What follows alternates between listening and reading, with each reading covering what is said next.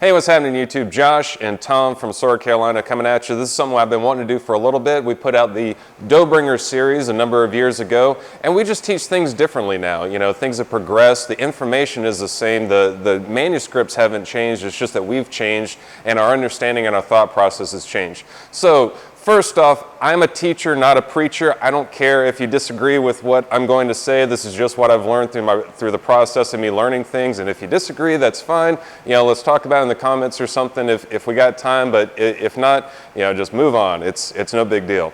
And the second thing is going to be, this is going to be a little bit higher level, you know. So if you haven't watched the previous video, link right here.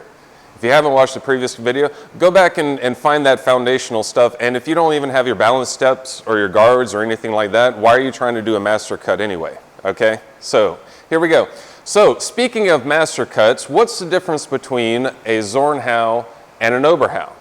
So what we've come to kind of build a canon upon is that an Oberhau is a category of cuts, and a number of different cuts fall into that category, and a Zornhau is a specific example of an Oberhau with a specific purpose inside that situation, okay? So category, Oberhau, Zornhau is in there as a specific example of what we're trying to do in that moment. So speaking of which, of what we're trying to do in that specific situation of the Zornhau is two things that I saw that we teach differently. The very first one is the angle of the cut. When I was watching the old video, you know, it's great, it's got the basic information in there, and I'm just looking at it just like, ugh, you know, it's just, you know, I'm kind of shuddering on how we teach it now. So the way that we teach it now is far tighter. It's far more of a vertical cut that's going to introduce some of the mechanics of it, not just, you know, the two cuts come together and we thrust. Okay, so let's get into it real quick, Tom. If Tom cuts at me and I'm looking to do in the knock a Zornhau, right, to defeat his Oberhau that's coming in my upper left opening, he cuts, I cut into his sword at an angle at like a 45 degree, that makes it to where, yes, my point is on line, okay, and I could follow it up with immediate thrust, but what's happening is here we're kind of fighting strength for strength and we're not using a leverage advantage. But if Tom cuts at me at that 45 degree angle and I cut more of a vertical cut, what's actually happening is I'm sliding down the blade, right, the edge, yeah, the edge of my sword is actually contacting the flat of his sword and is producing a mechanical advantage to where I don't have to cut stronger than Tom did. I just have to hit that edge and be able to come in and displace his sword off a little bit so I can get my point on line. So that's one of the biggest things is it's more of a, now we teach it more of as a vertical cut as opposed to a 45 cut that's followed in by a thrust, right?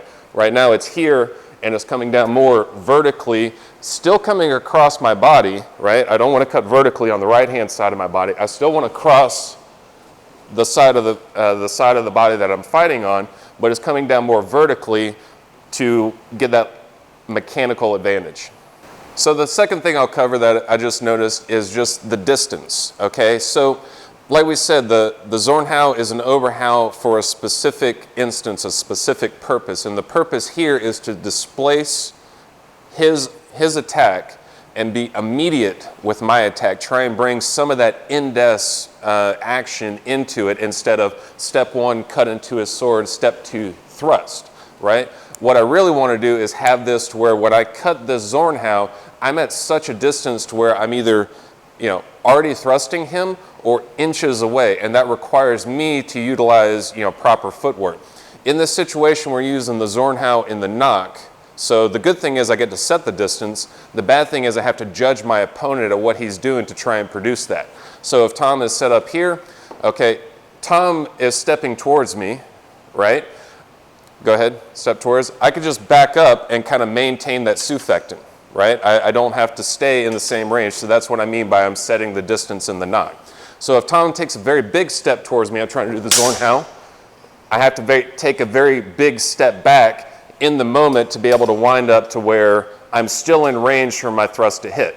And of course, if Tom takes a very small step towards me, right, I'm doing more of a double triangle or a very small passing step back. And the point is I'm trying to cut vertically to displace the sword, but I'm also trying to get it to where my point, the point of my sword is not here. the point of my sword is right here, to where he's practically stepping right into it. Okay, that's best case scenario. He's practically stepping right into it.